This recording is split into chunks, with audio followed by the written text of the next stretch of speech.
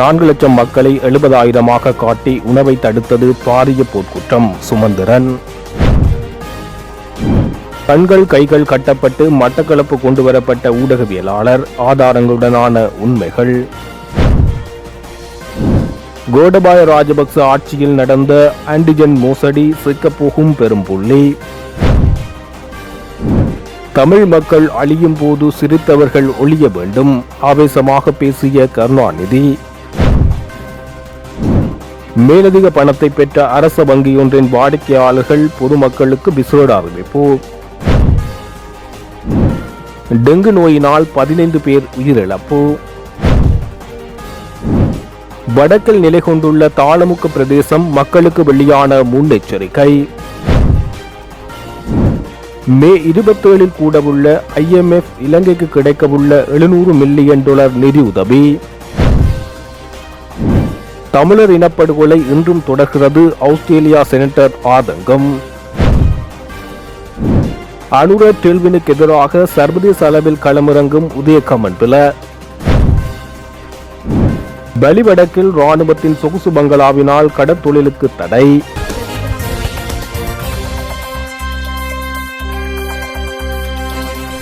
நடப்பாண்டில் இதுவரை டெங்கு நோயினால் 15 பேர் உயிரிழந்துள்ளதாக தேசிய டெங்கு கட்டுப்பாட்டு பிரிவு தெரிவித்துள்ளது. அத்துடன் நாட்டில் 28,713 டெங்கு நோயாளர்கள் அடையாளம் காணப்பட்டுள்ளதாக தேசிய டெங்கு கட்டுப்பாட்டு பிரிவின் சமூக மருத்துவ நிபுணர் மருத்துவர் பிரிசிலா சமரவீர தெரிவித்தார்.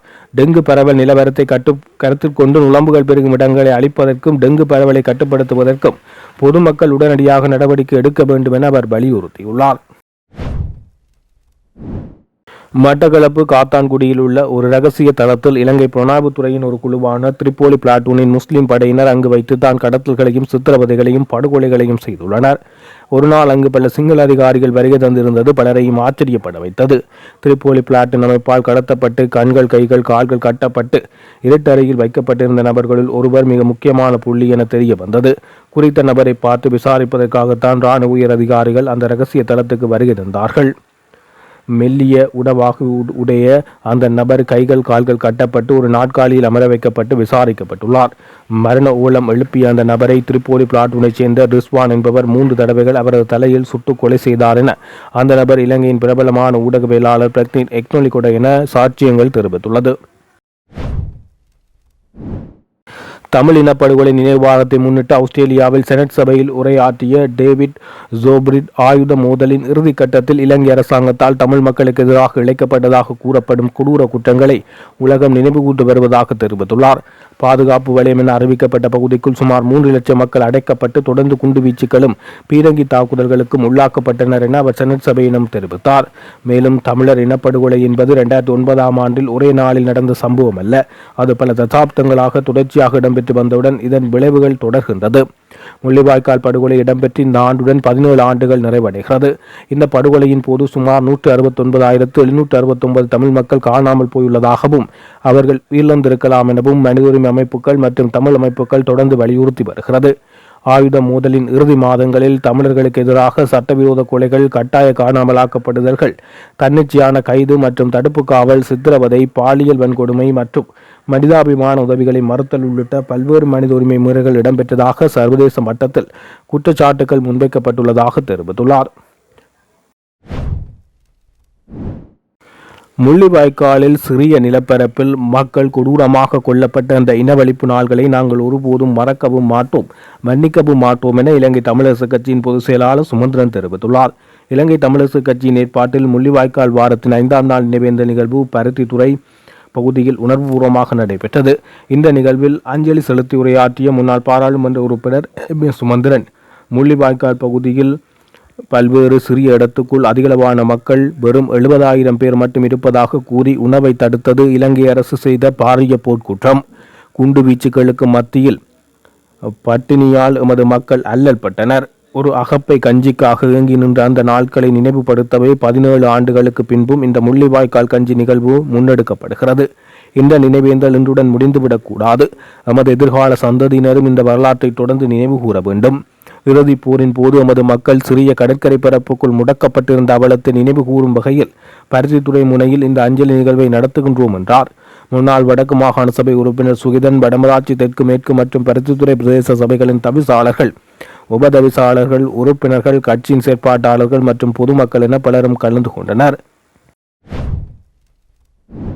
ஜனாதிபதி அனுரகுமார திசாநாயக்க மற்றும் ஜேவிபி பொதுச் செயலாளர் டில்வின் சில்வா ஆகியோர் நீதித்துறையின் விவகாரங்களில் வெளிப்படையாக தலையிடுவதாக குற்றம் சாட்டி அனைத்து தூதரகங்களிலும் மற்றும் பல சர்வதேச அமைப்புகளிலும் புகார்களை பதிவு செய்யப் போவதாக பிரிவுத்துறைகள் உரிமையவின் தலைவர் உதய கமன்பில தெரிவித்தார். சர்வதேச சட்ட வல்லுநர்கள் சங்கம் மற்றும் சர்வதேச நீதிபதிகள் சங்கம் உள்ளிட்ட அனைத்து தூதரகங்கள் மற்றும் பல அமைப்புகளில் புகார்களை பதிவு செய்யப் போவதாக அவர் தெரிவித்துள்ளார். நீதித்துறைக்கும் சட்டத்தின் ஆட்சிக்கும் ஏற்படும் அச்சுறுத்தல் குறித்த உண்மைகளை அதற்கேற்ப முன்வைக்க விரும்புவதாக உதய கமன்பில தெரிவித்தார். இது தொடர்பில் அவர் மேலும் தெரிவிக்கையில், இந்த அரசாங்கத்தால் எங்களுக்கு அநீதி இழைக்கப்படும் போது நாங்கள் நம்பிக்கையுடன் நீதிமன்றங்களை நாடுகிறோம். ஆனால் ஒருபுறம் ஜனாதிபதியும் மறுபுறம் டில்வின் சில்வாவும் நீதித்துறையின் பங்கை தங்கள் கைகளில் எடுத்துக்கொண்டு நீதிபதிகள் தாம் விரும்பும் விதத்தில் நீதிமன்ற தீர்ப்புகளை எழுதுகிறார்கள் என்ற செய்தியை நாட்டுக்கு சொல்கிறார்கள். இந்த நாட்டின் முதல் குடிமகனும் அவருக்கு மேலுள்ள பூச்சிய குடிமகனும் நீதித்துறையை பகிரங்கமாக தாக்கினால் இந்த நாட்டு மக்கள் நிராதரவாகி விடுவதை தடுப்பது இயலாத காரியம். எனவே இலங்கை சட்டத்தின் ஆட்சி சீர்குலைந்துள்ளது குறித்த ஒரு பொதுக்குரலாக சர்வதேச அமைப்புகளும் அனைத்து முக்கிய தூதரகங்களும் உண்மைகளை முன்வைக்க நாங்கள் நம்புகின்றோம் என தெரிவித்தார். மண்மீட்பு போராட்டத்தின் போது ராணுவ அதிகாரிகளின் சொகுசு தங்குமிட வேலியில் மலைக்கு தரப்பால் கட்டியவர்களை கைது செய்து சட்ட நடவடிக்கை எடுக்கப் போவதாக பலாலி போலீஸ் நிலைய பொறுப்பதிகாரி மிரட்டியுள்ளதாக போராட்டக்காரர்கள் தெரிவித்துள்ளனர். வலிவடக்கு பகுதியில் உயர் பாதுகாப்பு வலயமாக காணப்படும் பகுதிக்குள் உள்ள தமது காணிகளை விடுவிக்குமாறு காணி உரிமையாளர்கள் பிரதி வெள்ளிக்கிழமைகளில் மயிலட்டியில் உள்ள ராணுவ அதிகாரிகளின் சொகுசு தங்குமிடத்துக்கு முன்பாக கொமோண்டோ பங்களாக்கு முன்பாக போராட்டத்தில் ஈடுபட்டு வருகின்றனர். இந்த நிலையில் கடந்த வெள்ளிக்கிழமை போராட்டத்தை முன்னெடுத்த வேளை திடீரென மழை பெய்தமையினால் மழைக்கு ஒதுங்கி நிற்க பங்களாவின் எல்லைவேலியில் போராட்டத்தில் ஈடுபட்டவர்கள் தரப்பால் கட்டியுள்ளனர். இதனையடுத்து கொட்டும் மழைக்குள்ளும் அவ்விடத்துக்கு வந்த பலாலி போலீஸ் நிலைய பொறுப்பதிகாரி தரப்பாலை உடனே கலட்டுமாறும், இல்லையெனில் இதில் உள்ளவர்களை கைது செய்வேன் என மிரட்டியுள்ளார். இதனையடுத்து அங்குள்ளவர்கள் அதனை காணொலி எடுக்க முற்பட்ட வேளை அவர்களின் தர்க்கம் புரிந்துவிட்டு அவ்விடத்தில் இருந்து திரும்பிச் சென்றார் என தெரிவிக்கப்படுகிறது.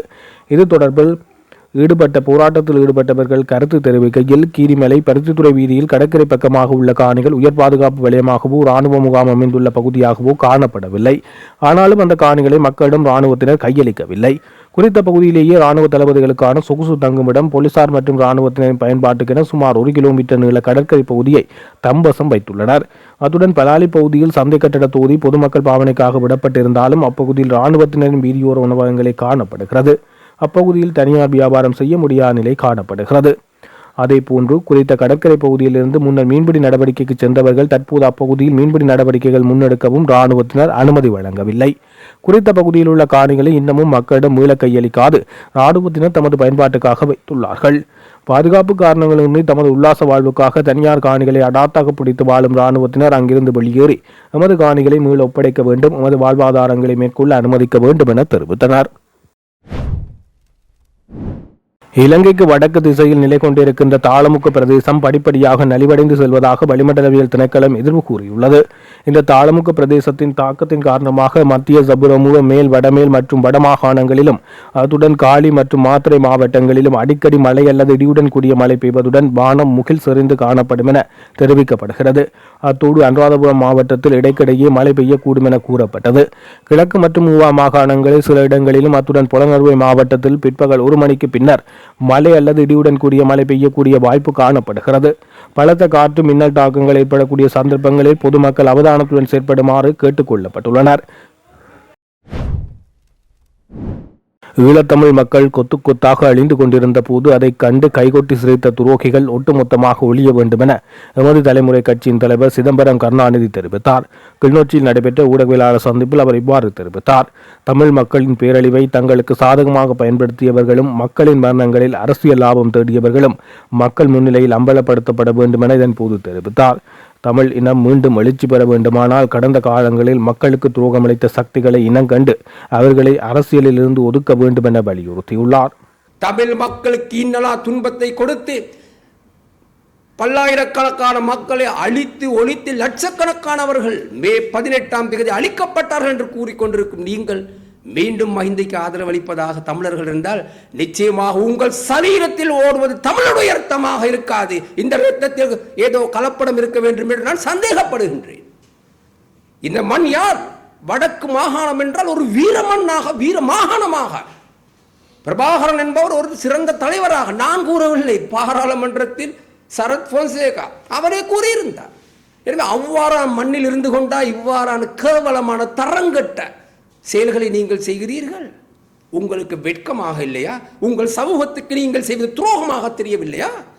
சற்று சிந்தியுங்கள், சிந்தித்து செயல்படுங்கள். தமிழ் அரசியல்வாதிகள் ஒரு குற்றச்சாட்டம் முன்வைக்கிறார்கள். ராஜபக்சர்களும் அல்லது ஜேவிபியினரும் ஒரே குட்டையில் உரிய மட்டையில் தான் ஒரு குற்றச்சாட்டம் முன்வைக்கிறார்கள். ராஜபக்சர்கள் எதை செய்தார்களோ அதுக்கு முன்னரே ஜேவிபி வடக்கு கிழக்கை பிரித்தது. எனவே சுனாமி நிவாரணத்திற்கு இரண்டாக பிரிக்கிறதுக்கான மலக்கை அங்கே போட்டார்கள். அதே நேரத்தில் யுத்தத்துக்கு ஆக்களை சந்திரிய காலத்திலே ஆக்களை திரட்டுவதிலே இந்த ஜேவிபி முன்னணி செயற்பட்டது சொல்கிறார்.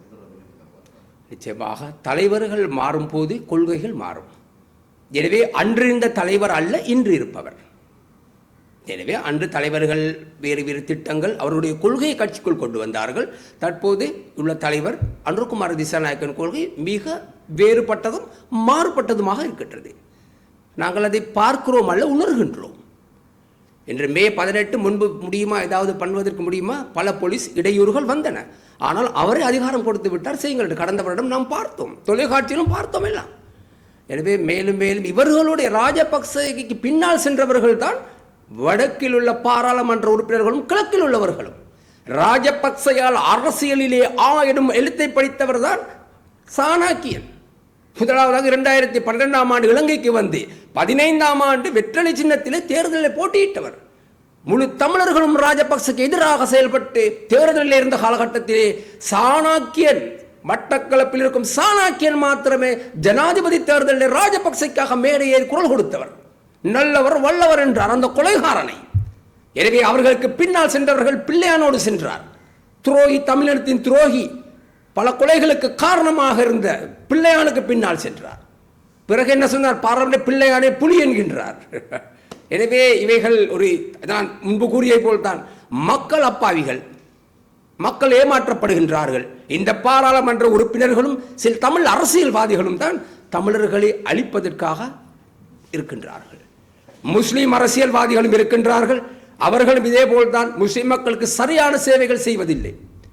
ஹக்கீமை எடுத்துக்கொண்டீர்களே, ஆனால் ஹக்கீம் என்ன கூறுகிறார்? அவசர கால சட்டம் இருக்கக்கூடாது, பயங்கரவாத தடை சட்டம் நீக்கப்பட வேண்டும் என்று கூறுகின்றார். மானங்கெட்ட ஹக்கீம், நீ ஒரு மனிதன் இல்லை, மிருகம். தமிழர்கள் அழித்த போது நீதான் இருந்தாய் நீதியமைச்சராக. உன்னுடைய சமூகத்தை கூட உன்னால் காப்பாற்ற முடியவில்லை. எங்கள் தமிழ் சமூகம் அழியும் போது நாங்கள் கொடுத்த மொழிதான் நீங்களும் பேசுகின்றீர்கள், தமிழ் மொழி.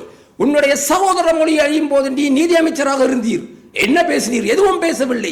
உன்னுடைய பாதுகாப்பை பலப்படுத்தி கொண்டிருந்தீர். உன்னுடைய பதவியை தூக்கி எறிந்த பின்பு போலியாக வந்து கையொப்பம் இடுகிறீர்.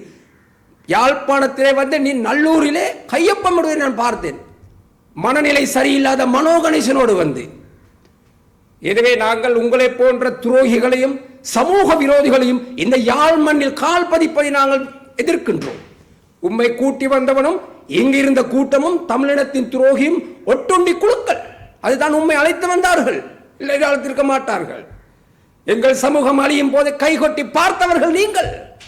தமிழீழ விடுதலை புலிகள் அழிந்த போதும் அது போன்ற மக்கள் அழிந்த போதும் யுத்தத்தில் நீர் ஏதாவது பேசினீரா? ஒன்றும் பேசவில்லை. அப்போதெல்லாம் உமக்கு பதவி இருந்தது, அமைச்சு பதவி இருந்தது. அமைச்சு பதவியூடாக நீர் வாழ்ந்தீர். எங்கள் சமூகத்துக்கு குரல் கொடுக்கவில்லை, உம்முடைய முஸ்லிம் சமூகத்துக்கும் நீர் குரல் கொடுக்கவில்லை. உம்முடைய பதவி தூக்கி எறியப்பட்டது என்பதே பறிக்கப்பட்ட பின் என்ன செய்வது என்று தெரியாமல் சமூகத்திலே செல்வாக்கை மேம்படுத்திக் கொள்வதற்காக அவசர கால சட்டம், பயங்கரவாத தடை சட்டத்தை நீக்க வேண்டும் என்று சொன்ன தமிழ் மொழி பேசும் துரோகி ரவுஃப் ஹக்கீம், இதில் மாற்று கருத்து கிடையாது. கோடபய ராஜபக்ச ஜனாதிபதியாக பதவி வகித்த காலத்தில் கோவிட்-19 தொற்றின் போது ரேபிட் ஆன்டிஜென் பரிசோதனை கருவிகள் இறக்குமதியில் நடந்த மோசடி தொடர்பில் லஞ்ச ஊழல் ஆணைக்குழு விசாரணைகளை நடாத்த தீர்மானித்துள்ளது. குறித்த மோசடி தொடர்பில் கோடபாயாவுடன் நெருங்கிய தொடர்பு வைத்திருந்தவர்களின் பெயர்கள் கூட குறிப்பிடப்பட்ட நிலையில் இது தொடர்பில் எவ்வித நடவடிக்கைகளும் எடுக்கப்படவில்லை. சமீபத்தில் பாராளுமன்றத்தில் இவ்விடயம் பேசப்பட்டது. பதிவு செய்யப்படாத நிறுவனம் ஒன்றின் ஊடாக ரேபிட் ஆன்டிஜென் பரிசோதனை கருவிகளை இறக்குமதி செய்ததில் அரசாங்கத்துக்கு நட்டம் ஏற்பட்டுள்ளதாக கிடைக்கப்பெற்றுள்ள முறைப்பாடு தொடர்பில் விசாரணை நடத்த நடத்த லஞ்ச ஊழல் ஆணைக்குழு தீர்மானித்துள்ளது. மகேன் ரட்ட அமைப்பின் சஞ்சய் மகவத் என்பவரால் 2024/12/19 செய்த முறைப்பாட்டுக்கு ஏற்பவே விசாரணைகள் ஆரம்பிக்கப்பட்டுள்ளது. சஞ்சய் மகத்தவுக்கு விசாரணைகள் ஆரம்பிக்கப்பட்டுள்ளதாக லஞ்ச ஊழல் ஆணைக்குழு தனக்கு அனுப்பியுள்ள கடிதத்தை தனது சமூக வலைத்தளத்தில் பதிவிட்டு இதனை குறிப்பிட்டுள்ளார்.